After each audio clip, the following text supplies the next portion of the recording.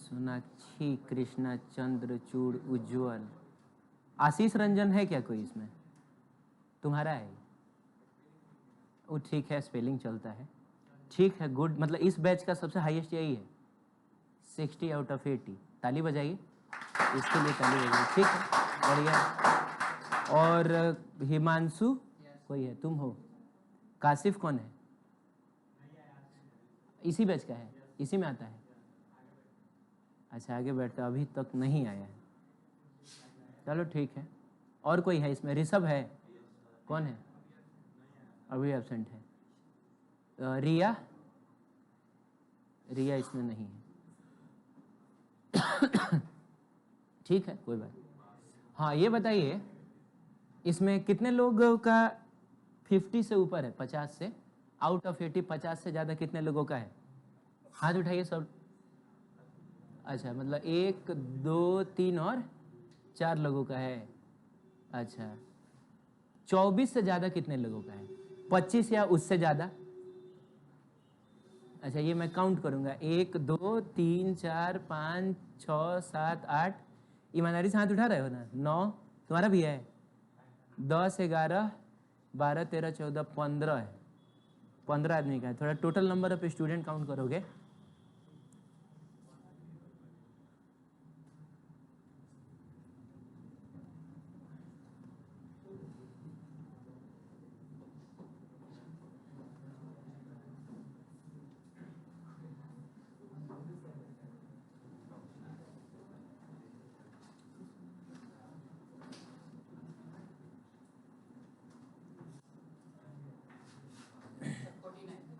Forty nine में 50 मान के चला जाए क्या?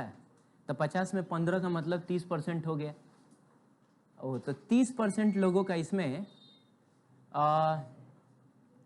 24 से ज़्यादा है। 24 से ज़्यादा होने का मतलब हुआ कि 30%, 80 का 30% कितना होगा? 24 नंबर होगा, मतलब 30% से ज़्यादा है। इसका मतलब हुआ कि 30% लोगों को पास माना जाएगा। अरे, एक जनरल स्टैंडर्ड होता है ना पास करने के लिए, आपका 30% से ऊपर होना चाहिए, हैं? अच्छा, तो मतलब मैं मान के चलूँ कि बाकी 70% लोग इधर फेल हैं।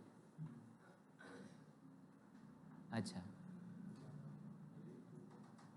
क्या रीज़न है बताइए? बहुत घटिया रिजल्ट ना है ये, बहुत खराब रिजल्ट है ये। क्या रीज़न है? रीज़न बताइएगा। क्या मैं मान के चलूं कि मैंने बहुत हाई लेवल का पेपर सेट कर दिया था? बोलिए, बहुत हाई लेवल का पेपर था। कितने लोग टेस्ट नहीं दिए थे इसमें? अच्छा अच्छा अच्छा, क्या रीजन था? हैं? शादी वादी में चले गए थे तुम? सेम, मतलब दोनों एक ही शादी में गए थे? अच्छा, रीजन सेम है, शादी अलग अलग था। और कौन एब्सेंट था इधर? तुम्हारा क्या रीजन था? लेट हो गया था? लेट क्यों हो गया था? हैं? घर पे नहीं थे? तुम का है? भैया की शादी थी, अपने खास भैया की शादी थी।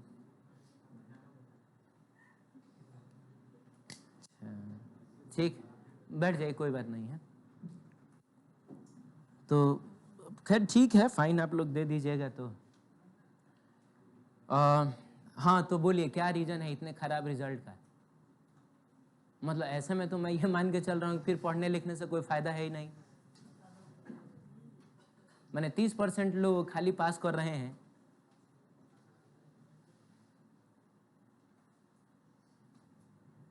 अरे, थोड़ा सा मैं बातचीत करना चाहता हूँ आपसे। साल भर समय पड़ा हुआ है, पढ़ेंगे हम लोग। मैं आपसे पूछना चाह रहा हूँ, क्या कि मेन बात यह है कि आप इधर अपने लिए ही ना आते हैं, अपने लिए आते हैं और टेस्ट दे के फिर आपको ये भी पता चला होगा कि फिर आने से कोई फायदा है भी नहीं। हम इवन पास तक नहीं कर पा रहे हैं। तो इसी रीजन पर थोड़ा सा हम लोग चर्चा करेंगे। तो पहला और सबसे अप्रोप्रिएट रीजन तो ये होता है कि सर पेपर का लेवल बहुत टफ था। आप जिस हिसाब से पढ़ाते हैं उसके हिसाब से बहुत ज़्यादा लेवल था इस पेपर का, तो इस वजह से मतलब उतना खराब रिजल्ट आया है। तो ऐसा अगर किसी को लग रहा हो, लजाओ नहीं, मैं कुछ बोलूँगा नहीं तुमको, तुम्हारा अपना व्यू हो सकता है या अपना परसेप्शन हो सकता है। तो पेपर का लेवल मतलब बहुत हाई नहीं था, तो मतलब कैसा था, ठीक ठाक था कि बहुत लो लेवल का था? चलो हाई नहीं था, ये यही मेरे लिए काफ़ी है, हाई नहीं था। तब तो एक ही रीज़न बचता है कि फिर सर आप ढंग से पढ़ाए नहीं हैं, क्योंकि एक घटिया लेवल के पेपर में अगर हम पास नहीं कर पा रहे हैं तो इसका मतलब हुआ कि आपने ठीक से नहीं पढ़ाया है। आके सर आपने इधर टाइम पास किया है खाली, कोई हमारा कॉन्सेप्ट क्लियर नहीं था। बोलिए ना, ये बोलना आपके लिए ज़्यादा आसान है, क्योंकि ह्यूमन टेंडेंसी होती है कि ज़िंदगी में अगर कुछ गलत होता है ना तो हम ढूंढते हैं कि हम ये जो इल्ज़ाम है वो किसके ऊपर थोप दें। अरे है कि नहीं? कोई बात नहीं, मैं यहाँ खड़ा हूँ आपका इल्ज़ाम लेने के लिए। बताइए, क्या मैं जो पढ़ाता हूँ नहीं समझ में आता है? हैं? समझ में मतलब आता है, थोड़ा थोड़ा आता होगा, हल्का फुल्का, बाकी जगह से थोड़ा ज़्यादा आता होगा, यही ना होता होगा। लेकिन ऐसा थोड़ा है कि जो मैं बताता हूँ सब आपको समझ में आ जाता होगा। तो मतलब इस रीजन को भी तुम डिनाई कर रहे हो, मतलब मैंने ठीक से पढ़ाया है तुमको, मेरी कोई गलती नहीं है इसमें। अच्छा, मतलब तुम्हारी तो क्या गलती हो सकती है? क्या तुमने रिवीजन नहीं किया था? ढंग से तुमने रिवीजन नहीं किया था, वो मतलब ढंग से तुम पढ़े नहीं थे, ये तीसरा रीजन तुम अपना वाला बताना चाह रहे हो। अच्छा, तो क्यों नहीं रिवीजन, क्यों नहीं हुआ था? रिवीजन क्यों नहीं हुआ था? तुम्हारे पास जो कुछ मैं पढ़ाता हूँ वो सब किताब में लिखा हुआ है ना, सारा क्वेश्चन वेश्चन भी किताब में।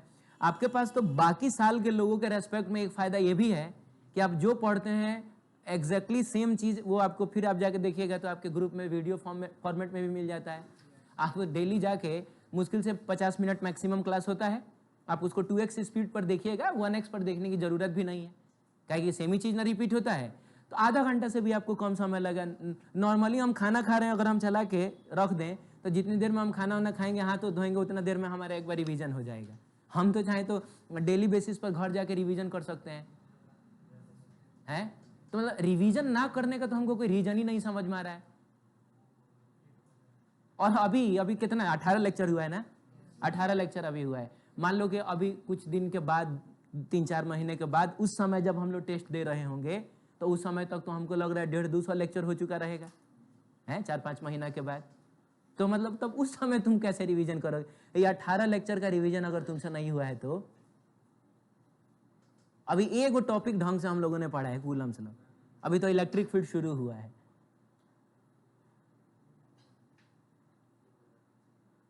मतलब ये हमको एकदम समझ में नहीं आ रहा है, कोई लॉजिक ही हमको समझ में नहीं आ रहा है। अभी ये तुम्हारा जोश है, अभी शुरू शुरू वाला जोश ये है कि सर अभी 18 लेक्चर आप पढ़ाए हैं, अभी सर उसी का हम रिवीजन नहीं कर पाए हैं।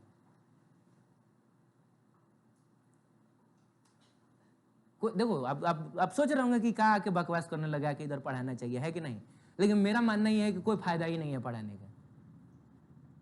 आप कहीं भी, आप अपने स्कूल में जाते हैं टाइम पास करते हैं, कहीं ऑनलाइन सब्सक्रिप्शन लिए हैं उधर भी टाइम पास ही चलेगा, इधर भी आप आके टाइम पास ही कर रहे हैं। ना तो आप हमको ब्लेम करिए, मैं जानना चाहता हूँ कि मेरे में क्या गलती हो गया है, मुझसे क्या, मेरे में क्या कमी रह गई है, बोलिए, मैं सुधारना चाहता हूँ, क्योंकि मैं जानता हूँ कि आप सुधारने वाले नहीं हैं। तो अगर मेरे में कोई भी थोड़ा बहुत भी कमी आपको नजर आ रहा होगा तो आप बोलिए। मैं कल टेस्ट के दौरान बोल रहा था कि ये बिलो एवरेज पेपर मैंने सेट किया है, हैं? बिलो एवरेज, मेरे हिसाब से तो बिलो एवरेज था, पता नहीं आपका क्या व्यू है उस पेपर के बारे में। और मैं चाहता था कि पहला टेस्ट है तो कम से कम कोई नेगेटिव में ना जाए, बहुत सारे लोगों का नेगेटिव में, नीचे में गया नहीं था, कोई नेगेटिव में ना जाए, कम से कम ठीक ठाक पास कर जाए, 30 नंबर से ऊपर आ जाए, 30% से कम ऊपर आ जाए। इसलिए मैंने ऐसा पेपर सेट किया था कि थोड़ा सा कॉन्फिडेंस है पहले पेपर में। अब पता नहीं तुमको लाज शर्म भी है कि नहीं, तुमको पता चल पाया है कि नहीं कि तुम्हारी क्या स्थिति है।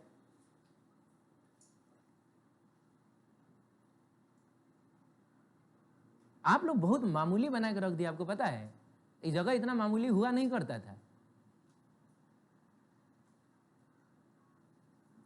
हमको अब आपके लिए मेहनत करने का मन ही नहीं करेगा। 8 सेट था ना पेपर का, 8 गो सेट था ना, जिसमें 2 गो एग्जैक्टली डिफरेंट था। आप अपने पड़ोसी से देखिएगा तो कोई क्वेश्चन मैच, सारा ऑप्शन मैच करेगा लेकिन क्वेश्चन मैच नहीं करेगा। अब इसी में देखिए ना, दोनों ऑप्शन देखिए मैच कर रहा है, लेकिन आप क्वेश्चन देखिए डिफरेंट होगा। एगो में प्रोटॉन का पूछा है तो एगो में अल्फा पार्टिकल का है। ये सारा मैंने खुद ही से सेट किया, ऐसा नहीं किसी किताब में से मैंने छाप दिया है।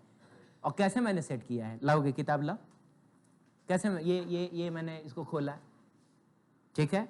तो मैंने देखा कि इस पहले पेज से मैं क्या देख सकता हूँ, मेरी नज़र गई स्पेसिफिक चार्ज पे। क्या मैंने तुमको पढ़ाया है स्पेसिफिक चार्ज क्या होता है, क्या इसकी चर्चा हुई है, क्या होता है स्पेसिफिक चार्ज। मैंने बोला कि ठीक है तो पूछते हैं। इलेक्ट्रॉन का मैंने इसलिए नहीं पूछा क्या कि इलेक्ट्रॉन का हो सकता है, मुझे ऐसा लग रहा था कि तुम लोग रट लिए होगे कहीं तो डायरेक्ट मार दोगे हैं। मैंने प्रोटॉन का पूछा, फिर मैंने इधर अल्फा पार्टिकल का पूछा। अल्फा पार्टिकल के बारे में मैंने बताया है, आएंगे अभी इसके सॉल्यूशन पे तो हम लोग चर्चा करेंगे कब मैंने क्या बताया है। फिर मैं आगे बढ़ा, फिर मैंने देखा कि अब मैं इसमें से क्या पूछ सकता हूँ, इसमें से क्या पूछ सकता हूँ। यानी 100% मैंने इसी का रेफरेंस लेकर पूरा पेपर सेट किया था। आप ये भी नहीं बोल सकते हैं कि आपने आउट ऑफ सिलेबस क्वेश्चन एक भी दिया है, एक ऐसा क्वेश्चन दे दिया है कि जिसके बारे में हम लोग को कोई जानकारी नहीं है।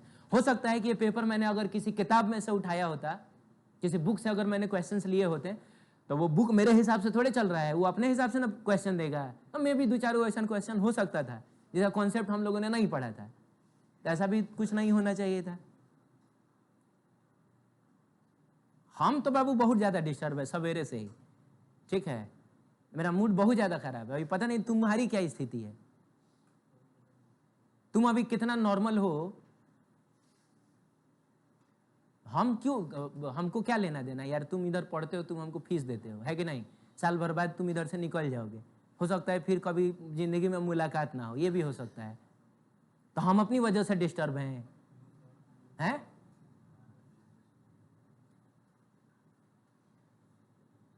मुझको साफ लग रहा है यार कि कोई फायदा नहीं हो रहा है मेरे पढ़ाने का।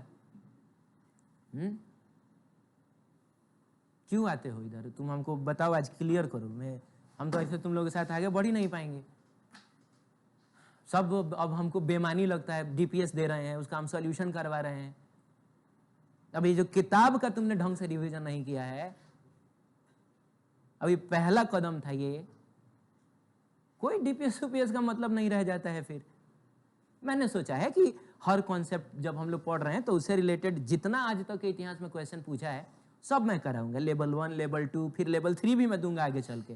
तो उसमें ऐसे क्वेश्चंस होंगे कि जो बहुत अच्छे स्टूडेंट से ही सॉल्व होंगे। लेकिन उस सब तो हमको बेकार लग रहा है, हमको लग रहा है कि फिर तो हम अपना भी टाइम वेस्ट कर रहे हैं।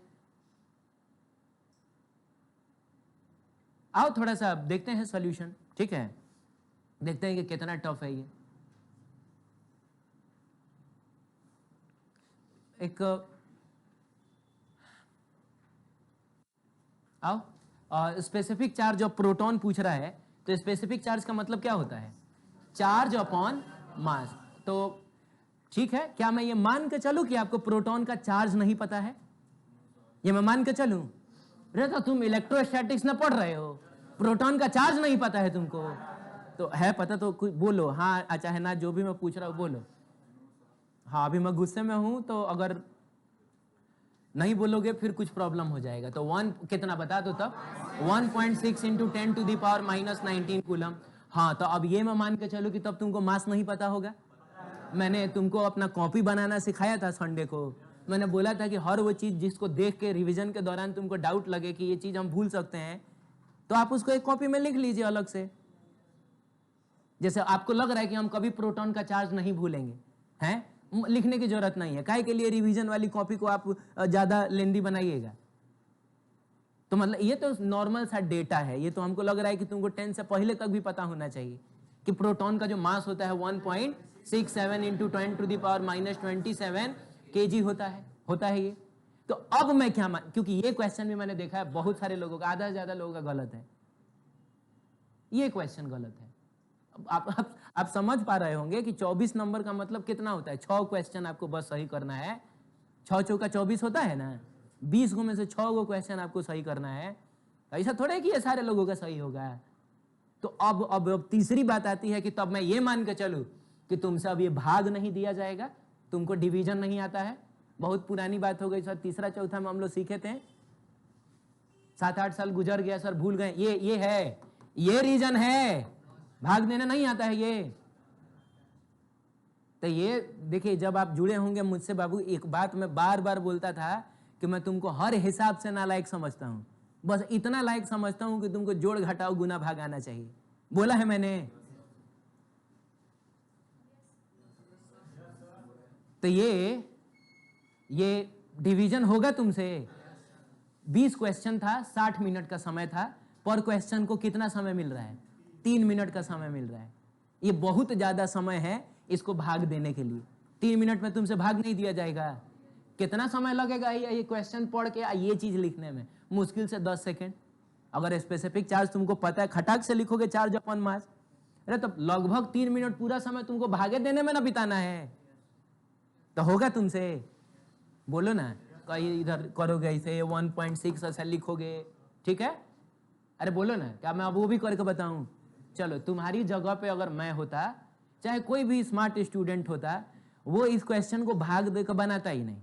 वो क्या करता, वो देखता कि यार ये चीज और ये चीज में ये इससे जस्ट थोड़ा सा ज्यादा, ये 1.60 है तो ये 1.6 थोड़ा सा ज्यादा है। इवन हम तो राउंड फिगर में इसको 1.6 मान के भी बनाएंगे तो आंसर लगभग में आ जाएगा। बोलो ना। तो जब नीचे वाली चीज थोड़ी सी बड़ी है तो जो आंसर होगा वो 1 से थोड़ा सा ही छोटा आएगा। अरे इतना तुमको पता है ना कि नीचे वाला चीज अगर बड़ा हो ऊपर वाले से तो आंसर 1 से छोटा आता है, और ऊपर वाला बड़ा हो तो आंसर 1 से बड़ा आता है। 8/10 जो होगा 1 से छोटा आएगा, लेकिन 10/8 1 से बड़ा आएगा। तो अब ये चीज चूंकि थोड़ा सा ही बड़ा है, इसका मतलब हुआ आंसर 1 से थोड़ा सा ही छोटा हो। तो 1 से थोड़ा सा छोटा में तुम कहां जाओगे? 0.9 ना जाओगे? हैं? थोड़ा सा ही ना छोटा होगा। और इनटू करो इसको, ये 10 टू दी पावर -19 से काटोगे, 10 टू दी पावर माइनस कितना आएगा? 8 आएगा। तो अब 10 टू दी पावर -8 जब ऊपर जाएगा तो 10 टू दी पावर 8 बनेगा। ये आंसर कूलम पर केजी में आ रहा है। ये इसमें से 10 निकाल के आप इसको दीजिए तो ये कितना होगा? 9 होगा, क्योंकि आप देखिएगा कि 994 ऐसे करके दिया हुआ है। तो ये 9 होगा और ये 10 टू दी पावर 7 होगा। अब हम लोग देख लेंगे कि कौन सा ऑप्शन है जो इसके आसपास में है। समझ रहे हो? ऑब्जेक्टिव्स में ऐसा भाग नहीं किया जाता है। लेकिन मैं तुमको इस लायक अब नहीं समझ रहा हूं कि तुम्हारे दिमाग में ये सब आएगा। ये सब मैं नहीं मान के चल रहा हूं कि आप इस लायक हैं कि क्वेश्चन देख के, चाहिए देख के ये चीज समझ में आएगा कि अच्छा ये तो थोड़ा सा ही ना बड़ा है, आंसर 1 से थोड़ा सा ही छोटा आएगा। ये स्मार्ट लोगों का के लिए है ये सब कॉन्सेप्ट है। लेकिन क्या इतना नहीं कर सकते हो तुम? 3 मिनट समय भाग तुमसे नहीं दिया जाएगा। आंसर आ रहा है, ये कितना समय इसमें लगेगा? ये आ रहा है? उसमें मैंने पूछ दिया है specific charge of alpha particle. तो अब ये तो बहुत भारी क्वेश्चन हो गया। अल्फा पार्टिकल का तो नाम ही नहीं सुना है हम लोगों ने। अल्फा पार्टिकल का नाम सुने हो? निकाल पेज नंबर 11, देखो पेज नंबर 11 निकालो पेज नंबर 11 में स्पेशली नीचे में एगो नोट लिखा हुआ है। क्या लिखा हुआ है उसमें? अल्फा पार्टिकल के बारे में बताया गया है।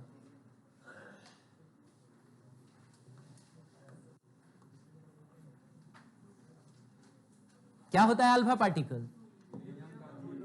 हीलियम के न्यूक्लियस को। तभी बताओ, हीलियम जो है उसका एटॉमिक नंबर 2, मास नंबर, ये मैंने तुमको सिखाया है कि इसमें कितना इलेक्ट्रॉन होता है, हैं? अच्छा, ये स्पेशली पढ़ना कहाँ चाहिए हमको, ये बताइए?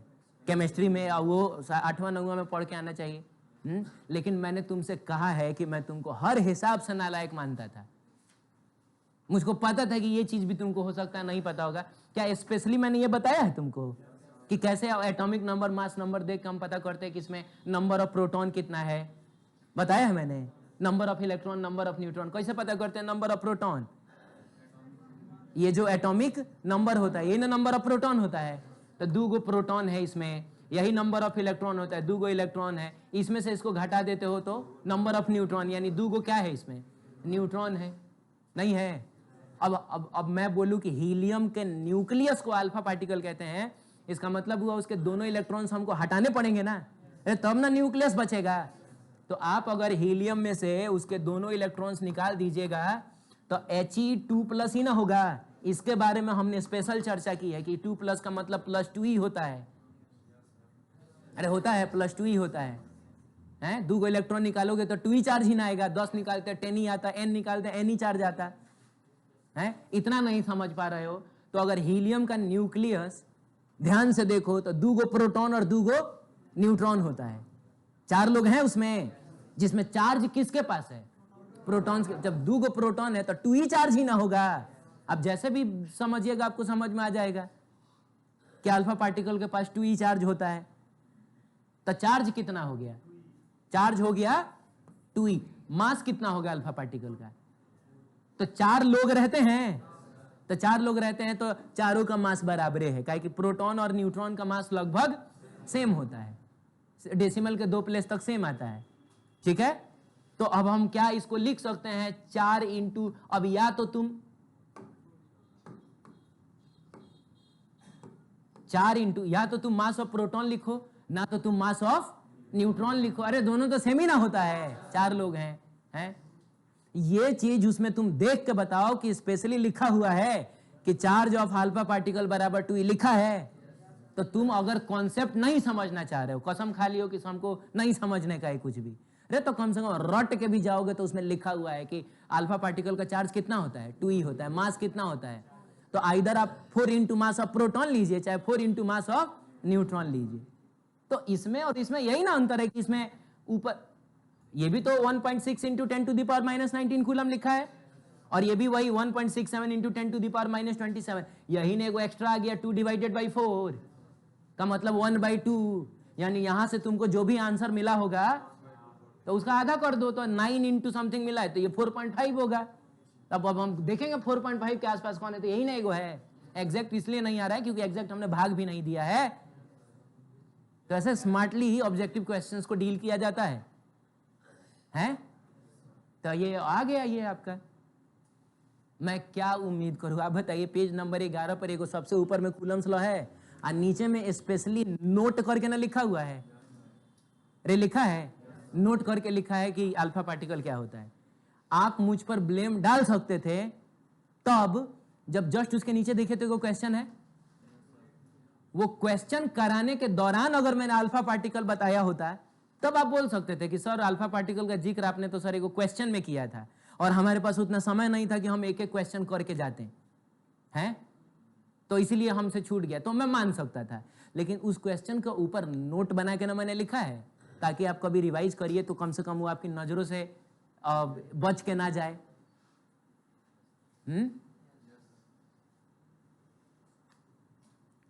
ये क्वेश्चन है, 2 charges exert force F in a medium of dielectric constant कितना?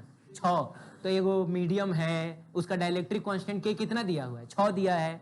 अब 2 चार्जेस F फोर्स लगा रहे हैं, कोई चार्ज का जिक्र नहीं है, तो क्या किया जाए? चार्ज का जिक्र नहीं है तो क्या करें? मान लें Q1 है, इसको क्या मान लें? Q2 मान लें। बीच का सेपरेशन कितना मान लें? अपने से R मान लें। नहीं दिया है तो हम मान लेते हैं। ये दोनों एक दूसरे पे कितना फोर्स लगा रहे हैं?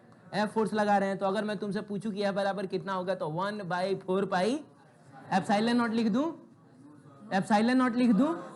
क्या लिख दूं? K epsilon not. A very special note याद आ रहा है? एक नोट हमने देखा था जिसमें यहां लिखा हुआ था अ वेरी स्पेशल नोट, लिखे थे। क्या था वो अ वेरी स्पेशल नोट? उसमें मैंने बोला था कि जिंदगी में कभी भी फिजिक्स के किसी फॉर्मूले में अगर एप्सिलॉन नॉट आए, उस फॉर्मूले का यूज तुम तभी करोगे जब तुम उसका, जब जो सिस्टम है वो कहां रखा हो, एयर में, चाहे उसके अलावा किसी और मीडियम की बात आएगी तो एप्सिलॉन नॉट की जगह पे K into epsilon not use करेंगे। और मैंने डिफरेंट सिनेरियो से अलग अलग एग्जाम्पल भी लिया था। मैंने एक दिया था कि एक शीट रहेगा तो उसकी वजह से r डिस्टेंस पे इलेक्ट्रिक फील्ड, अरे बोलिए, कैपेसिटर का एग्जाम्पल। बोला था कि पढ़ेंगे हम लोग आगे, लेकिन मेन मुद्दा यह है कि इन फॉर्मूले में अगर एप्सिलॉन नॉट आ रहा है और इसी फॉर्मूले का यूज अगर आपको किसी मीडियम के लिए करना है तो आप एप्सिलॉन नॉट की जगह क्या यूज करिएगा? K into epsilon not use करिएगा। और मैंने अ वेरी स्पेशल नोट बताया था उसको।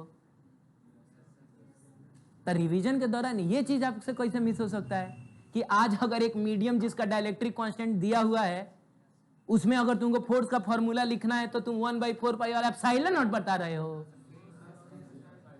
क्या लिखा जाएगा? 6 इंटू एप्सिलॉन नॉट लिखेंगे। Q1 Q2 डिवाइडेड बाई क्या? R स्क्वायर आएगा।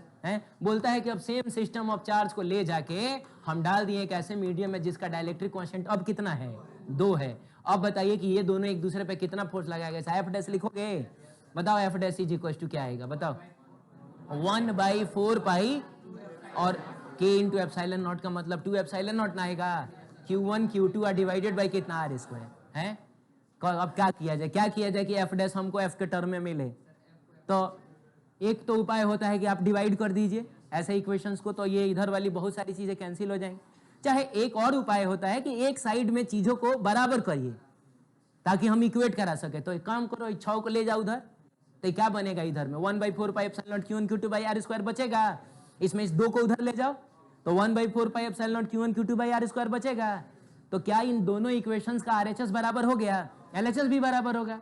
बताओ ये 6 उधर गया है तो क्या बना है, 6f बना है, और ये 2 उधर गया है तो क्या बना है 2f डैश। कटेगा, आंसर कितना आएगा 3f आएगा। 3 गुना ज्यादा फोर्स हो जाएगा ये 3f। कौन सा ऑप्शन सही है इसका, ये वाला ऑप्शन सही है।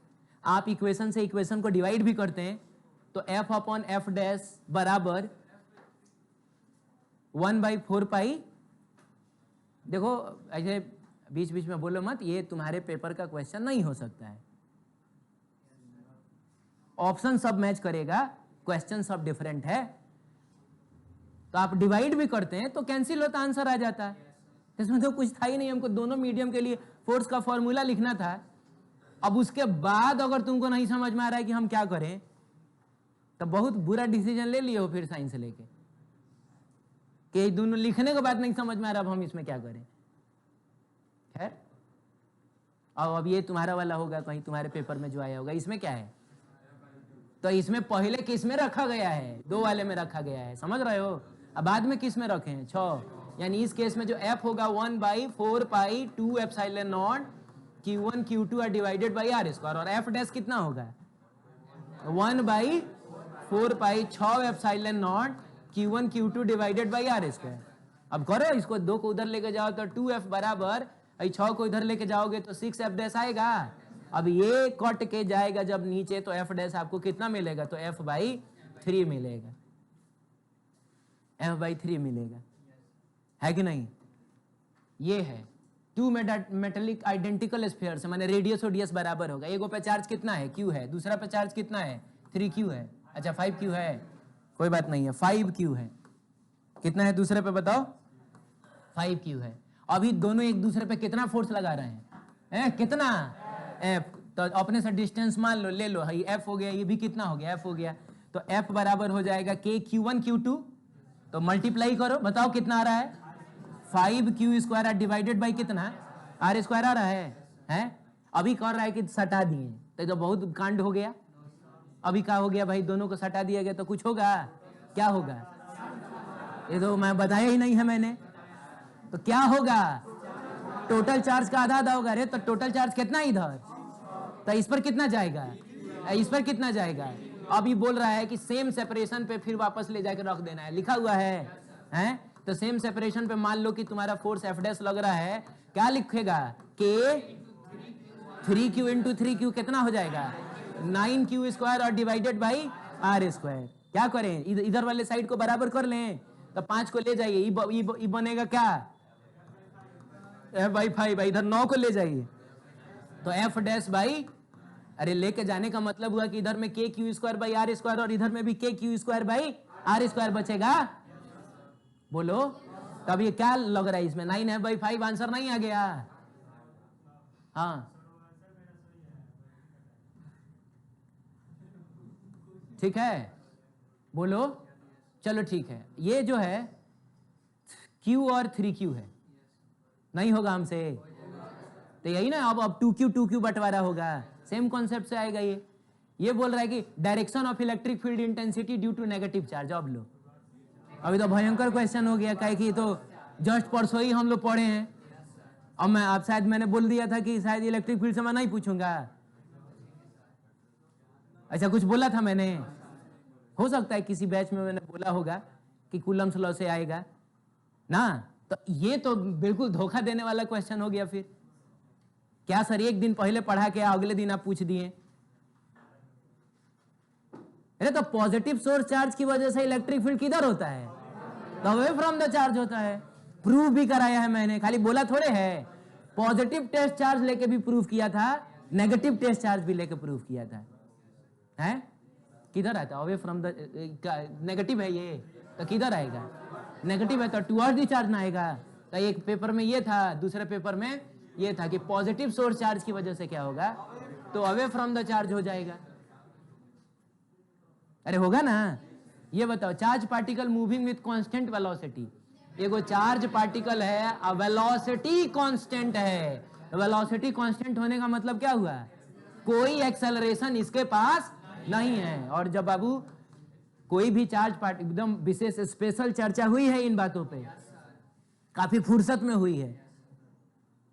हाँ बोलो, ये क्यू चार्ज है तो इलेक्ट्रिक फील्ड तो पैदा करेगा, मोशन में है तो मैग्नेटिक फील्ड, लेकिन इसके पास एक्सेलरेशन नहीं ना है, तो इलेक्ट्रोमैग्नेटिक वेव इसमें से नहीं निकलेगा। तो क्या ऑप्शन होगा, मस्ट प्रोड्यूस, नहीं, नेवर प्रोड्यूस, ये कभी इलेक्ट्रोमैग्नेटिक वेव पैदा नहीं करेगा। लेकिन दूसरे सेट में जो पेपर था उसमें कांस्टेंट स्पीड था, नॉट कांस्टेंट वेलोसिटी, तभी तो सेम ही आंसर ना होगा, सेम आंसर नहीं होगा। तो तुम लोग अभी कैसे बता पा रहे हो, तो उधर पेपरवा में जाके क्या हो जाता है। तो सुन लो, ये पिछले क्वेश्चन में कांस्टेंट वेलोसिटी था, इस क्वेश्चन में कांस्टेंट वेलोसिटी और स्पीड क्या एग्जैक्टली सेम चीज है, नहीं है, अंतर है दोनों में। वेलोसिटी वेक्टर क्वांटिटी है, डायरेक्शन देखना पड़ता है, स्पीड जो है स्केलर क्वांटिटी है, उसके पास डायरेक्शन नहीं होता है। तो अगर ये बोल रहा है कांस्टेंट स्पीड, तो हम कांस्टेंट स्पीड इसको भी बोलेंगे, 5 मीटर पर सेकंड से स्ट्रेट लाइन में चल रहा है, और अगर ये सर्कुलर मोशन कर रहा है ना 5 मीटर पर सेकंड से है, इसको भी बोला जाएगा, ये भी कांस्टेंट स्पीड है। अरे ये भी क्या है, कांस्टेंट स्पीड है। लेकिन अगर वेलोसिटी पूछूं तो ये वेलोसिटी कांस्टेंट है कि वेरिएबल है, वेलोसिटी कांस्टेंट है। काहे कि वेलोसिटी के पास होता है मैग्नीट्यूड और डायरेक्शन, और वेलोसिटी के मैग्नीट्यूड को एकदम एग्जैक्टली ऐसे ही समझाया था मैंने, लिखा है, मैं अभी दिखा दूंगा कहां लिखा है ये सब। और क्या होता है, डायरेक्शन होता है। तो अभी इस केस में क्या हो रहा है, स्पीड भी कांस्टेंट और डायरेक्शन भी कांस्टेंट, इसीलिए बोला जाएगा वेलोसिटी कांस्टेंट है यहां। लेकिन यहां पर क्या प्रॉब्लम है, स्पीड तो कांस्टेंट है लेकिन डायरेक्शन कांस्टेंट, इसका मतलब हुआ कि यहां वेलोसिटी कांस्टेंट नहीं है, वेलोसिटी वेरिएबल है। आप समझ रहे हैं। तो कहने का मतलब है कि यहां पर एक्सेलरेशन जीरो नहीं है, यहां पर एक्सेलरेशन जीरो है। आप समझ रहे हैं। तो स्पीड कांस्टेंट होने के बावजूद भी वेलोसिटी कांस्टेंट नहीं हो सकता है, हो भी सकता है और नहीं भी हो सकता है। क्या इसका आंसर होगा, मस्ट प्रोड्यूस इलेक्ट्रोमैग्नेटिक वेव। क्या स्पीड कांस्टेंट है तो कंफर्म है कि उसके पास एक्सेलरेशन होगा ही, नहीं भी तो हो सकता है, अगर वो स्ट्रेट लाइन में चले तो मस्ट नहीं होगा है। नेवर प्रोड्यूस इलेक्ट्रोमैग्नेटिक वेव, क्या स्पीड कांस्टेंट है तो कंफर्म है कि उसके पास एक्सेलरेशन नहीं ही होगा। बोलो ना, एक्सेलरेशन हो भी सकता है नहीं भी हो सकता है। इसका मतलब हुआ कि स्पीड कांस्टेंट होने के बावजूद वो इलेक्ट्रोमैग्नेटिक वेव प्रोड्यूस कर भी सकता है और नहीं भी कर सकता है। तो इसका आंसर होगा मे बी। मैं इस क्वेश्चन को मानता हूं कि आपके लेवल से बहुत ऊपर चला गया, जैसा आपका रवैया है, जो औकात आपकी दिख रही है मुझको अभी यहां से, तो मैं माफी मांगता हूं ये क्वेश्चन देने के लिए। तुम लोगों को पता कैसा क्वेश्चन देना है, तुम लोगों को देंगे कि अब अगली बार से हम उसमें लिखेंगे कौन सा ब्रांच है जिसमें चार्ज के बारे में पढ़ाया जाता है। एगो लिखेंगे इलेक्ट्रोमैग्नेटिज्म, एगो लिखेंगे फिलेक्ट्रोमैग्नेटिज्म, एगो लिखेंगे सिलेक्ट्रोमैग, तब जाके सही आंसर आएगा। अब उसमें भी इलेक्ट्रोमैग्नेटिज्म, ऑप्टिक्स और कुछ दो चार को इधर उधर का दे देंगे, उसमें भी कंफ्यूज कर जाओगे। तुम लोगों से पूछना होगा चार्ज ऑफ इलेक्ट्रॉन क्या होता है, एगो में देना होगा 1.6 × 10⁻⁻19 कूलम, तो दूसरा ऑप्शन में हमको देना होगा कुत्ता, बिल्ली, गधा, तो उसमें भी गधा लगा के आएगा सर।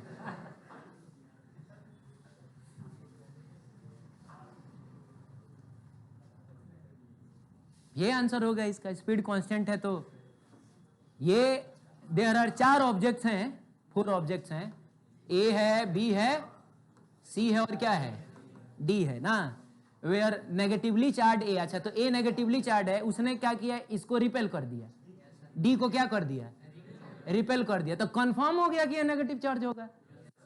अट्रैक्शन में कंफ्यूजन होता है।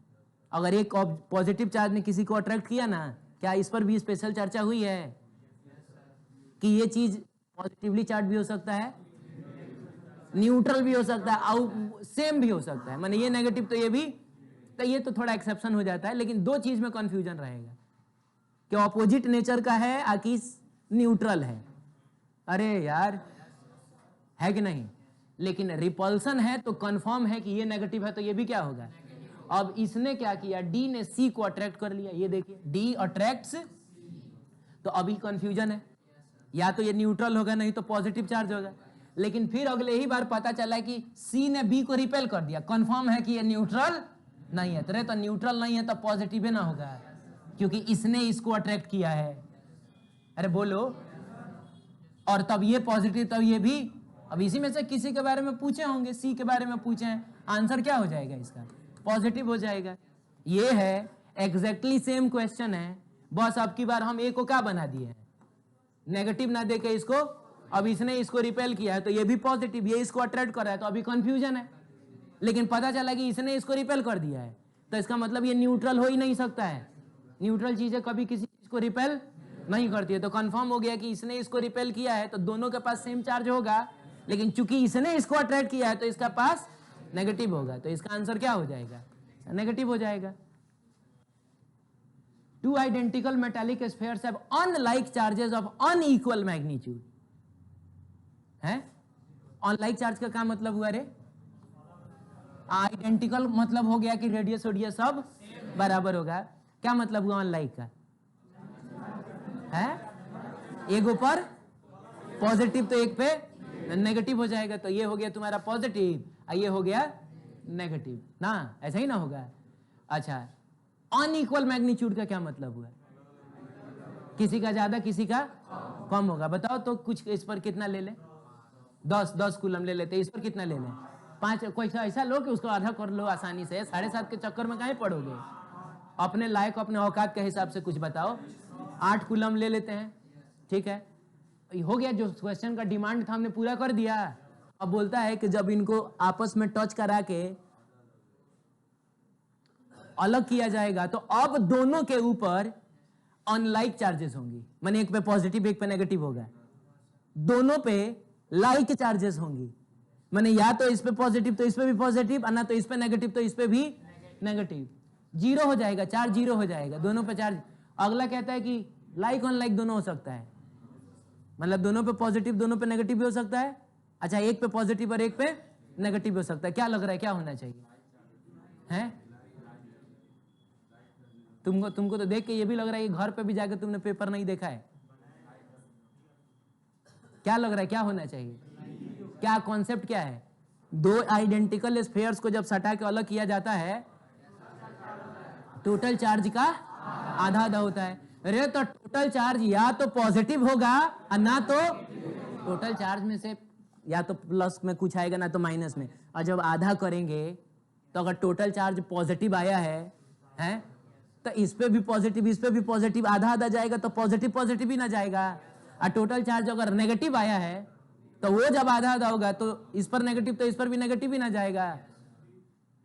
तो ये थोड़ा सा मैंने इस क्वेश्चन में सोचा, ये सारा मेरा खुद का सेट किया हुआ क्वेश्चन है, तो मैंने सोचा कि यार अब कितना डेटा बेस्ड क्वेश्चन देंगे, कुछ ऐसा देते हैं जिसमें हल्का सा तुमको सोचना पड़े। लेकिन हमको पता है कि उससे मुझसे कितनी बड़ी गलती हो गई यहाँ पे।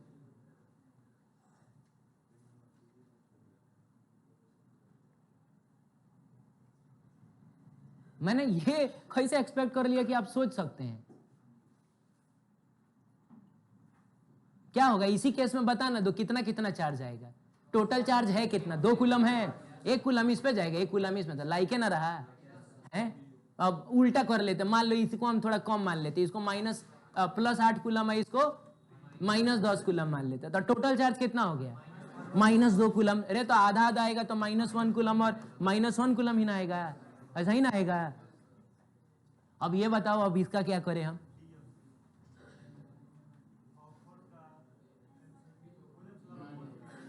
इसका क्या करें? ये तो एग्जैक्टली क्लास का किया हुआ क्वेश्चन है, ये तो मैं किताबों में से उठा के दे दिया था। F = 1/4 pi epsilon naught Q1 Q2 are divided by कितना R स्क्वायर होगा। क्या करेंगे, इसको इधर ले जाएंगे, F को नीचे लेके आएंगे। एक बात बताओ, ये डायमेंशन वगैरह हम लोगों को 11th क्लास में पढ़ना होता है, ठीक है? क्या मैंने फुर्सत में बताया है? ये सिखाया था एक दिन क्लास को रोक के, स्पेशल आधा घंटा मैंने समझाया था कैसे डायमेंशनल फॉर्मूला निकालना है, 7 गो फंडामेंटल क्वांटिटी। बोलो ना, 2 गो बोला था कि याद भी कर लेना, किसका किसका, फोर्स और एनर्जी का याद कर लेना, उसकी सहायता से हम कुछ भी निकाल लेंगे। स्पेशली मैंने बताया था क्योंकि मैं जानता था कि कितने लायक हो तुम लोग। हमको डर था कि बहुत सारे लोगों को नहीं पता होगा। हमको क्या करना है रे, इसका पता ही है, चार्ज का ए और टी, AT ही ना होता है, ये डिस्टेंस है, सब पता ही है। खाली हम इसको इधर इसको नीचे ले जाके लिखेंगे, आंसर नहीं आएगा। अब दूसरे सेट में ये पूछे थे, एप्सिलॉन नॉट ना पूछ के 1/4 पाई एप्सिलॉन नॉट पूछे थे, हैं? तो 1/4 पाई एप्सिलॉन नॉट का मतलब क्या हुआ? के ना हुआ, के, अरे यही ना, के Q1 Q2 by R square में ये होता है। यानी कि तुमसे एक्चुअली के का डायमेंशनल फॉर्मूला पूछ रहा है, तो क्या करोगे रे, इसको इधर लेके जाओगे, इसको नीचे लेके जाओगे। बोलो, तुमसे नहीं निकलेगा के का डायमेंशनल फॉर्मूला, उल्टा आएगा एग्जैक्टली। यही से पता चल जा रहा है कि epsilon naught inversely proportional to K है। अरे उल्टा ही ना है, बाकी इन लोगों का तो कोई डायमेंशनल फॉर्मूला होता नहीं है। क्या हम बना के दिखा दें? इसकी जगह पे क्या लिखोगे, ML2, हाँ बहुत बढ़िया, 2 बोल दिए, तो अभी MLT-2, इसका AT, इसका AT और इसका L का स्क्वायर आएगा। खाली उधर ना भेज देना है हमको। चिड़िया के पैर में, चिड़िया जब बैठती है किसी हाई टेंशन वायर पे, तो उसको काहे नहीं लगता है करंट? नहीं, करंट नहीं लगता, ये नहीं पूछा, नथिंग है, वो कुछ होता नहीं है। काहे नहीं होता है? ये का प्लास्टिक का बना है रे उसका पैर, इंसुलेटिंग मटेरियल, नाखून जैसा है उसका पैर, उसमें भी जान होता है, प्लास्टिक का नहीं बना है। ये बॉड एबिलिटी है, भगवान ने उसको एबिलिटी दी है कि तुम करंट सह सकती हो, ऐसा है। कितना करंट लगेगा उसको कुछ नहीं होगा, ये बात भी नहीं है, उसको भी करंट लगेगा, मर जाएगी। स्टेटमेंट रॉन्ग है, मैंने या तो ऐसा होता ही नहीं है, मैंने बैठेगी तो मर जाएगी, या ना तो समझ लीजिए उसमें लाइनें नहीं है, ऐसा है। क्या रीजन है उसका? हाँ, क्या रीजन है? 2 जो पैर होता है उसका,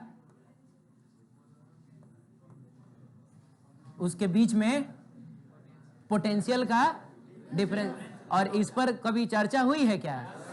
हुई है चर्चा। तो मैंने ये 4 नंबर तुमको क्या नहीं मिला है, इसमें तुम लोग क्या नेगेटिव में चला गया है? सब में मिल गया होगा।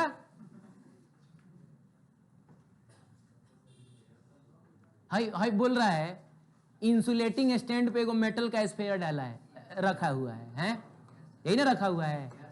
अब फिर एगो पॉजिटिवली चार्ज रॉड को ऐसा सामने लेके आए, तो क्या करेगा ये? नेगेटिव चार्ज को खींचेगा, पॉजिटिव को इधर करेगा, अर्थिंग करना है, सारा पॉजिटिव भाग जाएगा। कैसा चार्ज आएगा इसमें? नेगेटिव चार्ज आएगा।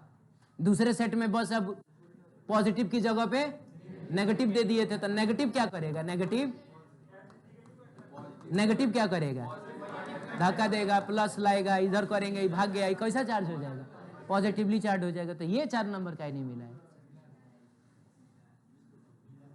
अब मैं इस सब में तो एक्सपेक्टेशन ही नहीं है मेरा।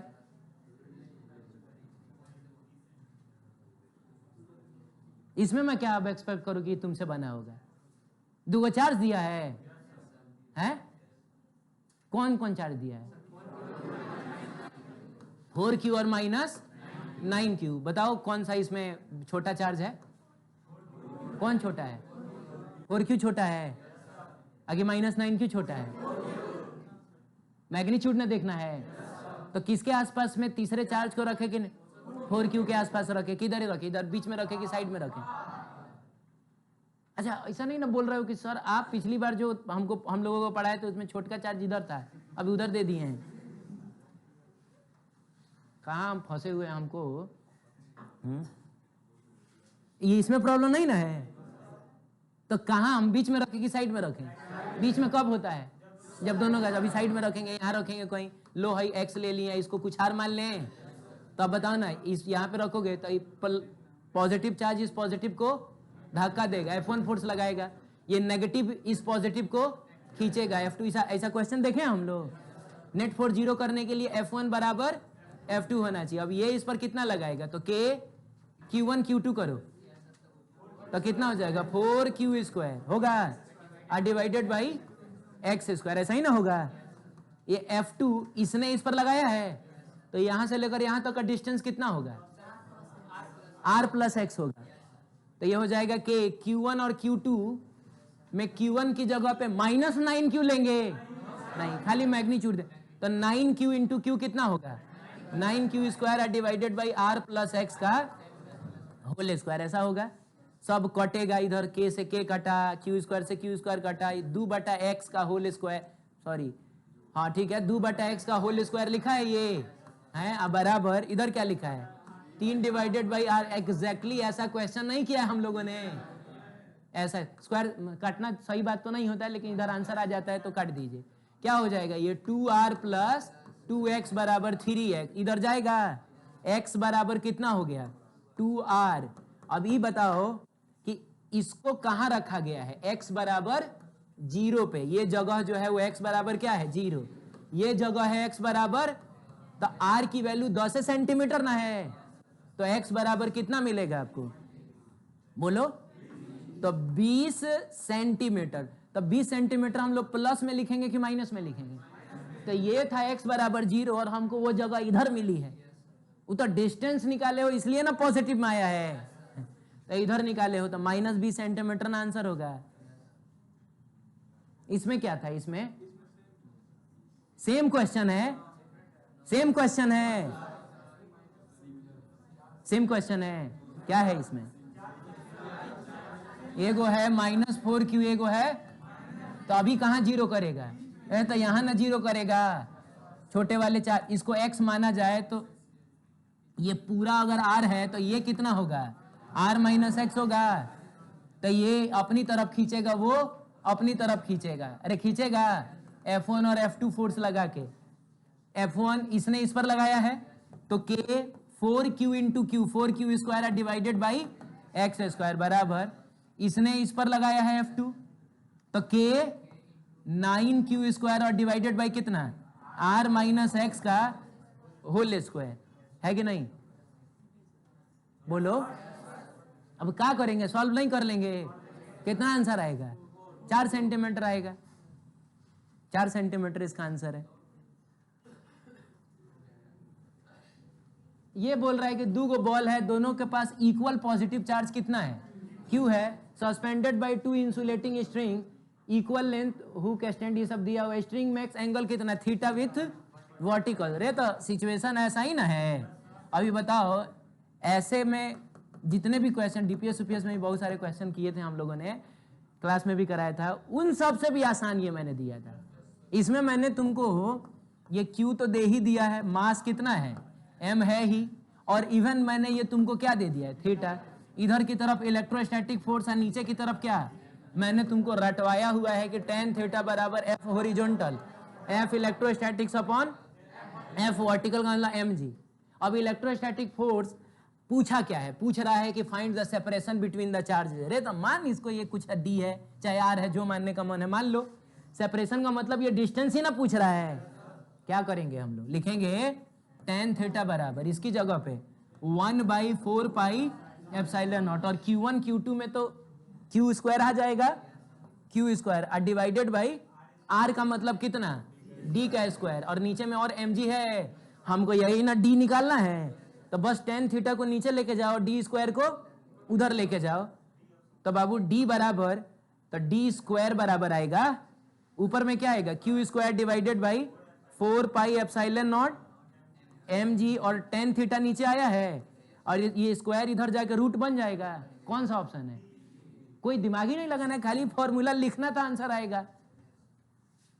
इस क्वेश्चन में मैंने डिस्टेंस देके चार्ज पूछा है, क्या डिस्टेंस मैंने दे दिया है, पढ़ के देखना, पढ़ के देख क्या दिया हुआ है डिस्टेंस। अब पूछ क्या रहा है, चार्ज पूछ रहा है, तो कहने का मतलब है कि ये ठीक है, तभी चार्ज अपने से हम लोग क्यू मान लें, इसी की वैल्यू निकालनी है। डिस्टेंस आपकी बार क्या दिया हुआ है D, नीचे में क्या आएगा mg, इधर क्या है इलेक्ट्रोस्टैटिक फोर्स है, लिखा जाएगा tan थीटा बराबर F इलेक्ट्रोस्टैटिक्स का मतलब 1/4 pi epsilon naught Q1 Q2 का मतलब Q square divided by D square, और नीचे में mg आएगा। तुमसे चार्ज ना पूछ रहा है, लेके जाओ उन लोगों को उधर, स्क्वायर को ले जाकर उधर रूट बनाओ, तो बताओ Q बराबर कितना आएगा, under root 4 pi epsilon naught D square tan theta, और mg ऐसा आएगा। कुछ नहीं था इसमें, कौन सा ऑप्शन सही है? डी नंबर ऑप्शन सही है, दो डिफरेंट सेट्स में थे। ये 2 माइक्रोकूलम कितना है, -2 is situated in electric field intensity of कितना 5 और along positive direction of Z है। मान लो यही है तुम्हारा प्लस जेड एक्सिस, और ये इलेक्ट्रिक फील्ड कितना दिया हुआ है 5 न्यूटन पर कूलम। बोलता है इस पर कितना फोर्स लगेगा, तो पहले बताओ नेगेटिव चार्ज पे फोर्स किधर लगता है, नेगेटिव चार्ज पे फोर्स लगता है टुवर्ड्स, नेगेटिव चार्ज पे फोर्स लगता है इलेक्ट्रिक फील्ड के ऑपोजिट डायरेक्शन में। एकदम लास्ट क्लास की सबसे आखिरी बात हमने यही सीखी है, लेक्चर नंबर 18 का सबसे लास्ट में जाके देखना, यही देखा है हम लोगों ने। पॉजिटिव चार्ज पे फोर्स लगता है इलेक्ट्रिक फील्ड के डायरेक्शन में, नेगेटिव चार्ज पे फोर्स लगता है इलेक्ट्रिक फील्ड के अपोजिट, तो फोर्स कहां लगेगा, इधर लगेगा। तो पॉजिटिव डायरेक्शन ऑफ आंसर हो, अच्छा ये दिए थे, तो positive direction of Z axis answer होगा कि नेगेटिव डायरेक्शन है, नेगेटिव। ऐसे में तो कम से कम ये और ये में तो हम लोग आ ना गए हैं। उसके बाद कितना, अरे तो फोर्स बराबर Q इंटू ई बताए हैं, तो Q कितना है 2 माइक्रोकूलम, ई कितना है 5, 5 दूना कितना होगा 10 माइक्रो न्यूटन आंसर होगा। तो नेगेटिव डायरेक्शन में 10 माइक्रो न्यूटन, आंसर कौन सा होगा, डी होगा। अगले वाला एग्जैक्टली सेम था, बस 5 की जगह कितना दे दिए हैं 20 दे दिए हैं, एग्जैक्टली सेम है, बस इस 5 की जगह कितना दे दिए हैं 20, तो 20 दूनी कितना हो जाएगा 40 माइक्रो न्यूटन का मतलब ये वाला आंसर हो जाएगा। बस दो कॉन्सेप्ट जो हमने जाते जाते पढ़ा था, उससे मैंने सोचा कि थोड़ा सा पूछ लेते हैं कि गजनी के खानदान का तो कम से कम इधर कोई नहीं है कि जस्ट एक दिन पहले पढ़े यार तुम भूल गए हो। अब बता, चार्ज ऑन ऑक्सीजन न्यूक्लियस पूछा है मैंने। अरे तो ऑक्सीजन के न्यूक्लियस में कौन रहता है, प्रोटॉन और न्यूट्रॉन। उसमें चार्ज किसके पास होता है, ऑक्सीजन के न्यूक्लियस के पास कितना प्रोटॉन है, 8 गो प्रोटॉन है, और हर प्रोटॉन का चार्ज होता है 1.6 इंटू 10⁻⁹। तो सोरे 8 तुमको नहीं पता है कितना होता है, कितना होता है 128। तो 128 खाली लिख लोगे तो चेक करोगे तो ना, तो तुमको ही 2 गो दिख रहा है, अरे ऐसा 2 गो दिख रहा है, तब इसको तब ढंग से लिखो, तब एगो डेसिमल के बाद ऐसा 12.8 आएगा और इंटू 10⁻⁻19 कूलम। अभी डेसिमल को हमको इधर लेके जाना है, यानी इसको 10 गुना कम करना है, तो इसको 10 गुना बड़ा करेंगे, 10 से इसमें मल्टीप्लाई करेंगे। अरे बोलो, तो ये हो जाएगा 1.28 इंटू 10⁻⁻18 कूलम आंसर हो जाएगा, ये आंसर आएगा। अभी तो अब इसमें अब मैं क्या बोलूं, ठीक है। अगले वाले में वो ऑक्सीजन की जगह क्या दे दिए थे, कार्बन दे दिए थे, तो कार्बन के पास कितना प्रोटॉन है, अरे प्रोटॉनवे के पास ना पॉजिटिव चार्ज होगा, तो 6 गुना 1.6 इंटू 10⁻96, इसमें और दिमाग नहीं लगाना है, 9.6 इंटू 10⁻⁻19 कूलम आएगा आंसर। अरे इसमें थोड़े दिमाग लगेगा, डेसिमल के वैसे भी एक प्लेस के बाद है ये। फाइंड फोर्स ऑन इस, अच्छा तो इस पर हमको ये साइड लेंथ दिया हुआ है ना ये इस पर इधर फोर्स लगाएगा F, तो ये इस पर इधर फोर्स, और फिर ये भी तो इधर F लगाएगा, ये F कैंसिल हो गया, तो नेट फोर्स कितना आएगा, अरे नेट फोर्स यही ना F रहेगा खाली। अब इसकी वैल्यू बताओ कितने लिखोगे, तो 1/4 पाई एप्सिलॉन नॉट, इसने इस पर लगाया है। अच्छा ये चार्ज नहीं दिए हैं क्या हम, उसमें पेपर में है ना वहां क्यों, चुप हो जाओ, अरे पेपरवा में यहाँ क्यों है ना, कोई एक आदमी पेपर लेके आया है ना, पेपर में यहाँ बीच में क्यों नहीं है, अरे है ना, तो क्यू है, ठीक है, वो यहाँ डालते समय चुप। तो बताओ क्यू मिल के कितना हो जाएगा, क्यू स्क्वायर और डिवाइडेड बाई आर का मतलब यहां से यहां तक का सेपरेशन ना, तो ये टोटल डायगोनल का आधा है, तो डायगोनल कितना होता है √2a का आधा होगा इसका, यही ना लिखे हैं k q1 q2 by R square. तब इसमें ये √2 का स्क्वायर 2 है, इसका स्क्वायर 4 होगा, 2/4 2 आएगा, 2 कूद के ऊपर जाएगा और फिर इसको काटेगा तो यहाँ 2 पाई एप्सिलॉन नॉट, आंसर हो जाएगा 1/2 pi epsilon not q square और डिवाइडेड बाई a स्क्वायर हो जाएगा। अरे होगा, इसमें क्या था, ये है, इसमें 2 गो है, तो क्या होगा बताओ, क्या होगा, ये इधर f लगाएगा और ये इधर f लगाएगा, बीच का एंगल कितना है 90 डिग्री, तो रिजल्टेंट कितना आएगा √2f आएगा। तो √2 लिख लो और f इसने इस पर लगाया है और वो अभी अभी हम लोगों ने निकाला है 1/4 pi epsilon not q square divided by है, तो √2a का आधा, रे इसी ने ना इस पे f लगाया है, ये भी q है, मिला जुला के इसका आंसर कितना आ रहा था 1/2 pi epsilon not q square by a square आ रहा था। तो इधर नीचे में क्या आएगा 2 pi epsilon not q square divided by a square, ऐसा आएगा। बोलो कौन सा ऑप्शन इसका सही हो जाएगा, ये वाला, थोड़ा थोड़ा से डिफरेंस था दोनों में। तो अब इस पर तो मैं तुमको डांटने का हक ही खो चुका हूं, क्या सर इस पे डांट रहे हैं आप, इसमें √2 दिख रहा है सर,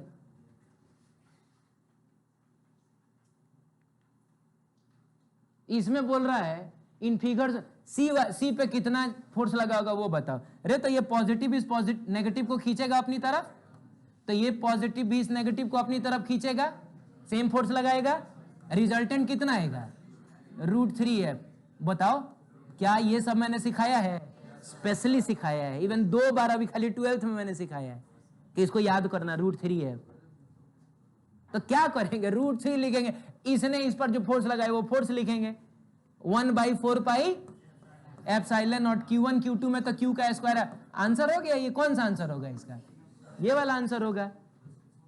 दूसरे सेट में इस पर ना निकाल के इस पर निकालना था, रे तो ये नेगेटिव इस पॉजिटिव को खींचेगा F फोर्स लगा के, तो ये पॉजिटिव इस पॉजिटिव को धक्का देगा और F फोर्स लगाएगा, क्योंकि जितना ताकत में ये है उतना ही ताकत में ये है। अरे है, जितनी दूरी पे एग्जैक्टली ये सेम एनसीईआरटी का क्वेश्चन है, किया हुआ क्वेश्चन है क्लास में। कितना रिजल्टेंट आता है इसका, एंगल कितना है ये 120 है, तो रिजल्टेंट भी F ही हो जाएगा, F नेट F ही हो जाएगा।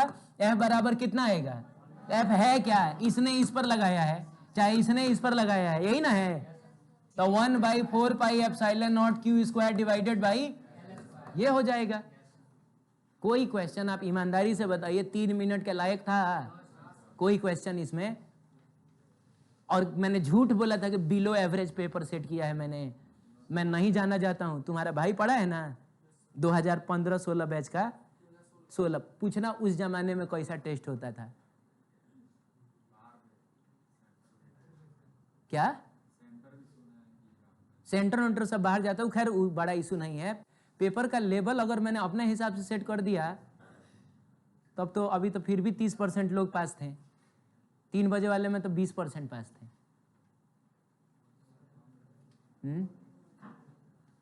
अब मैं नहीं, आप ही सजेस्ट करिए कि मैं क्या करूं।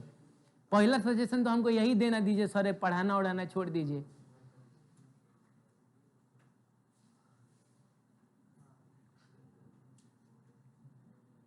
इलेक्ट्रॉन्स, अब बताओ इलेक्ट्रॉन्स इन प्लास्टिक रॉड, साफ साफ दिया हुआ है, इज क्या, ताकि आर होना चाहिए, ठीक है, are tightly bounded as compare to for. माने अगर हम एगो प्लास्टिक का रॉड लें, आप फॉर ले, फॉर जैसे रोआ, जो रोआ बोला जाता है कोई भी, ठीक है, बिल्ली उल्ली का जो रोआ होता है ना उसको आप फॉर बोल, तो इसमें टाइटली बाउंडेड है, इसमें लूजली बाउंडेड होगा, तो जब रगड़ा जाएगा तो क्या होगा, अरे तो इसमें से इलेक्ट्रॉन निकल के इसमें जाएगा।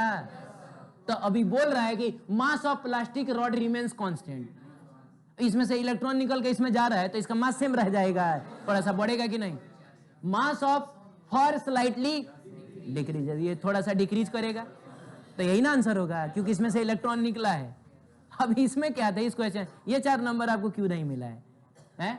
अगले सेट में हम ग्लास रॉड और उसमें लूजली बाउंडेड है, ग्लास रॉड है इसमें लूजली बाउंडेड है, सिल्क क्लॉथ में टाइट। अभी इलेक्ट्रॉन किधर से निकल के किधर जाएगा, रॉड में से निकल के इसमें जाएगा, जाएगा जाएगा। तो अब इसका मास कम है, इसका मास ज्यादा होगा, तो क्या mass of glass rod remain constant? गलत। Mass of silk cloth slightly decrease. ओ, इलेक्ट्रॉन आया है तो इसका मास कम हो जाएगा, बढ़ेगा, तो ये गलत हो गया। मास ऑफ सिल्क क्लॉथ स्लाइटली, ये ऑप्शन सही हो जाएगा। 2 चार्जेस 10 माइक्रोकूलम, क्या है बताओ? और ये क्या है? 10 माइक्रोकूलम। बोलता है कि हम बीचों बीच मिड पॉइंट तक मैंने दे दिया है, मिड पॉइंट पे कितना चार्ज रखें कि ये जो 10 माइक्रोकूलम वाला चार्ज है वो इक्विलिब्रियम में रहे। अरे तो क्यू तो क्या रखते हैं इधर, माइनस के इधर रटवा दिया था, मैंने बोला था कि ऐसा रिजल्ट है जिसको याद रख सकते हो। तो Q/4 का मतलब इधर क्या होगा? अरे होगा ना 2.5, जाके देखना सॉल्यूशन कहां पे मैंने इसका किया है। तो 2.5, तो क्या प्लस में 2.5, ये दोनों पॉजिटिव है तो यहां पे रखना होगा माइनस में 2.5 माइक्रोकूलम। अगले सेट में सेम क्वेश्चन, बस यहां क्या है -8 माइक्रोकूलम, यहां पर -8 माइक्रोकूलम। बोलिए बीच में क्या रखें, पॉजिटिव की नेगेटिव? पॉजिटिव। और कितना? 4 टाइम्स कम, तो 8 का 4 गुना कम कितना आएगा? तो 2 माइक्रोकूलम इसका आंसर होगा। हमको लाज लग रहा है ये डिस्कस करने में, ये पेपर। 10⁸ इलेक्ट्रॉन्स रिमूव किया जा रहा है हर सेकेंड, हर सेकेंड है। कितना समय लग जाएगा? अब ये मैंने सोचा थोड़ा सा लॉजिक लगाओगे तुम, सॉल्व तो करना ही नहीं है इसको, क्योंकि ये मैंने 10 बार से ऊपर रिपीट किया होगा। हर सेकेंड 1 अरब इलेक्ट्रॉन, रे तो 1 अरब का मतलब 10, कितना समय लगता है? 200 साल लगता है। ये तुमको नहीं लग रहा है कि 10 गुना कम इलेक्ट्रॉन निकाल रहे हो? समय 10 गुना ज्यादा लग जाएगा। 10⁸ का मतलब हुआ कि हम बस 10 करोड़ इलेक्ट्रॉन हर सेकेंड निकाल रहे हैं, इससे 10 गुना कम इलेक्ट्रॉन है ये, तो समय 10 गुना ज्यादा नहीं लगेगा, 2000 साल लग जाएगा 1 कूलम चार्ज क्रिएट करने में है। इसमें मैंने 10⁻10 दे दिया। 10⁻10 का मतलब समझ रहे हो? इससे 10 गुना ज्यादा। अरे तो 10 गुना ज्यादा इलेक्ट्रॉन अब हम निकाल रहे हैं, तो 10 गुना कम समय लगा। ये तो पहेली टाइप का क्वेश्चन था, ये तो लॉजिकल क्वेश्चन था, इसमें तो कोई पढ़ाई लिखाई वाली बात ही नहीं थी। तो 10 गुना ज्यादा इलेक्ट्रॉन निकाल रहे हो तो समय 10 गुना कम लगेगा। तो 200 का 10 गुना कम कितना? 2 साल लगेगा। 20 साल। ऑप्शन हम ये सही चेक किए हैं ना? ठीक है, कोई बात नहीं है, होता है। 200 का 10 गुना कम, तब कितना? 20 साल समय लगेगा। लॉजिकल क्वेश्चन था। आखिरी, negatively charge body is brought in contact with earth. Negatively charge body है, अर्थ से कांटेक्ट कर दिए तो क्या होगा? क्या होगा?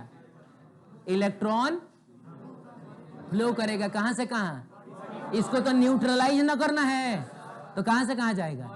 बॉडी टू अर्थ जाएगा। तो इलेक्ट्रॉन्स फ्लो होना चाहिए फ्रॉम बॉडी टू अर्थ, यही ना ऑप्शन होगा। और इसी के दूसरे सेट में मैंने दिया था, अच्छा ये नहीं दिया है क्या मैंने? कोई बात नहीं है। तो अगले मतलब दूसरे वाले जो सेट होगा, पता नहीं ये जी वाला है कि एस वाला है, उसमें यहां पर क्या था? पॉजिटिवली। रे तो पॉजिटिवली चार्ज बॉडी को जब अर्थ में तुम कनेक्ट करोगे, अर्थ में कनेक्ट करोगे, क्या होगा? ये भी अपने आप को न्यूट्रलाइज करेगा। तो उसके लिए वो क्या करेगा? अर्थ में से इलेक्ट्रॉन्स को खींचेगा। Electrons move from earth to, क्योंकि एक्चुअल में देखा जाए तो पॉजिटिव चार्जेस का फ्लो, तो इलेक्ट्रॉन इसमें जाएगा तबे ना धीरे धीरे ये न्यूट्रलाइज होगा। और वैसे भी पॉजिटिव चार्ज नेगेटिव चार्ज को अपनी तरफ खींचता है। तो प्रोटॉन्स का तो फ्लो होता ही नहीं है, तो ये तो कहानी में नहीं रहेगा है। यही ना ऑप्शन होगा कि electrons flow from earth to क्या? बॉडी। नहीं, आश्चर्य देखो एक चीज है, सुनो, चले जाना, घर ही जाओगे अब, ठीक है। ये तो हम लोगों ने पेपर डिस्कस किया, हमको लग रहा है ये पूरा पेपर मजाके में डिस्कस हुआ, इसमें कहीं कोई हमको ऐसा क्वेश्चन नहीं दिखा है जिसको लेके हमको समझाने में आपको मेहनत करना पड़ा हो कि देखो बड़ा भारी क्वेश्चन, इसको थोड़ा ध्यान से समझो। क्या लगा है आपको? कैसा लेवल का पेपर था ये? बिलो एवरेज नहीं था क्या? ये बहुत खराब रिजल्ट है। मैं अब क्या बताऊं कि अब हम रात में सोएंगे कैसे हैं? मैं आपको बता रहा हूं, हमको ये आठ गो सेट बनाने में हमको जिस दिन टेस्ट था ना, तो लगभग 4 बज गया था सुबह का। 4 बजे मैं गया सोने, फिर 8 बजे हमको उठना पड़ा, काहे कि फिर निकालना उकालना भी रहता है ना, मेहनत लगता है भाई। क्वेश्चन आंसर बना देना आसान काम है, क्वेश्चन क्रिएट करना अब तो आपको सोचना पड़ेगा ना कि हम क्या करें। तब दिमाग में आया कि अच्छा 10 गुना कम इलेक्ट्रॉन निकाल के थोड़ा पूछते हैं, 10 गुना है कि नहीं है। उतना मेहनत करने के बाद और फिर तुम लोगों का ये अगर हाल है, हमको कल जब तुम एग्जाम दे रहे थे तो हमको नहीं लग रहा था कि तुम इतने ज्यादा विकट परिस्थिति में अभी हो। हमको लग रहा था कि ठीक है, बहुत अच्छा नहीं तो बहुत खराब भी नहीं होना चाहिए। बोलिए। अच्छा एक बात और लास्ट डिस्कस करूंगा मैं, आप लोग इधर क्यों आते हैं ये मैंने आपसे सवाल पूछा था, आपने तो जवाब नहीं दिया है। आप अभी डरे हुए नहीं ना हैं? हमसे डर नहीं ना लग रहा है? तो हमको थोड़ा आप समझा देते ना कि आप इधर क्यों आते हैं। हालांकि एक आदमी ने कल मेरे पास मैसेज किया था, 12th क्लास का ही है वो, मैसेज किया था। वो बोला था कि सर हम, मतलब साफ साफ बोला था कि सर हम आते हैं आपके क्लास में बैठ के बोर होते हैं और इंतजार करते हैं कि कब 1 घंटा बीत जाए, हमको बड़ा बोरिंग महसूस होता है। तो हम बोले कि तब आते क्यों हो तुम? बोला कि अब हम क्या करें, बेथिया में आप सबसे अच्छा पढ़ाते हैं, बेथिया में आपसे अच्छा पढ़ाने वाला कोई नहीं है। इधर तुमको लग रहा होगा कि मन गढ़ंत कहानी सुना रहे हैं ना। रुको आओ ना तुम, आओ ना। हाँ हाई पढ़ो क्या लिखा है। अब मैं पढ़ रहा हूँ, तुम कंफर्म करना। सर बेतिया में फिजिक्स के लिए आपसे बेस्ट कोई नहीं है, लेकिन जब आप ही का क्लास बोरिंग लगने लगेगा तो कैसे चलेगा। इसके आगे पीछे भी बहुत सारा डिस्कशन है, वो एक लाइन में मैंने बताया है। नहीं तो अब हो सकता है कि मतलब उसका अपना परसेप्शन है, वो उसने ईमानदारी बरता है, ब्लेम नहीं कर रहा, उसको जैसा लग रहा होगा उस हिसाब से उसने बताया होगा। तो अब हमको नहीं समझ में आ रहा है कि मतलब कैसे हम इंटरेस्टिंग बनाएं। क्या अब हम 4-5 को चुटकुला डेली याद करके आके आपको बताएं हैं? नहीं, जितना इंटरेस्टिंग बनाना होता है हम कॉन्सेप्ट में बनाते हैं। इस कॉन्सेप्ट में अगर डेली लाइफ से रिलेटेड कुछ ऐसी घटना जुड़ी हुई है तो उस हिसाब से इंटरेस्टिंग बनाते हैं, लेकिन हो सकता है कि उसके हिसाब से मैं उतना इंटरेस्ट नहीं आता होगा। मैं बताता हूँ आपको, एक जेन्युइन स्टूडेंट पता है कब बोर होता है? जब टीचर पढ़ाना छोड़कर चुटकुला बोलेगा ना, वो बोलेगा कि रुको ना, बाद में इसको पढ़ लेंगे, अभी को चुटकुला सुने, को हाथी था, को चींटी था, है कि नहीं। अब वो जो पढ़ने आया होगा वो बैठ के बोर होगा कि आप कर क्या रहे। ये सब तो हम लोग यूट्यूब पर भी देख लेंगे, कपिल शर्मा का शो आता है उसमें हम लोग देख लेंगे, आपका काम है पढ़ाना, पढ़ाइए। तो आप अगर मेरी क्लास में बैठ के बोर हो रहे हैं तो इसका आप एक ही मतलब निकाल रहे हैं कि मैं इधर टाइम पास करता हूं। आप अपने आप को अच्छा स्टूडेंट मानते हैं और मुझ पर ब्लेम डाल रहे हैं, तो इसका तो एक ही मतलब ना होता है कि मैं इधर टाइम पास कर रहा हूं। क्योंकि एक टीचर टाइम पास करेगा तभी एक अच्छा स्टूडेंट बैठ के बोर होता है। बोलो ना, आप बताइए, बोलिए, ऐसा है? 18 को लेक्चर मैंने इवन यूट्यूब पे डाला है ना, आप बैठ के खूब बढ़िया से एनालाइज करिएगा, बताइएगा वो कौन सा लेक्चर था, वो कौन सा टॉपिक था जिसमें मैंने टाइम पास किया था, या उस समय मैं आपको बैठा के इधर बोर कर रहा था। हैं? अब बताओ, मतलब ये आप इसी 12th क्लास का स्टूडेंट है, इसी साल इसी बैच का है। नहीं, नाम छोड़िए, उसने ईमानदारी बरती है, इस बात की मुझको खुशी है। इसीलिए मैं बोलना चाह रहा हूं कि आप भी अपना बता दीजिए कि क्या मेरे में क्या कमी है। अब होगा, कल से शुरू होगा क्लास तो एगो चुटकुला बोल दूंगा, खत्म होगा तो एगो बोल दूंगा। हम डिस्टर्ब हैं कल ही से, कल ही वो मैसेज किया है, कल से हम डिस्टर्ब है कि यार अब हम क्या करें बताओ।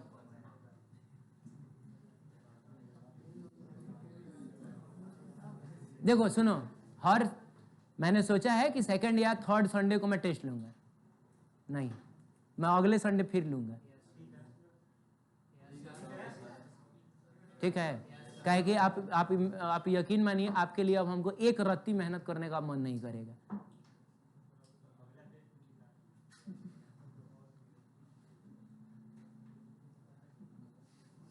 ठीक है, जाइए हम लोग मिलते हैं।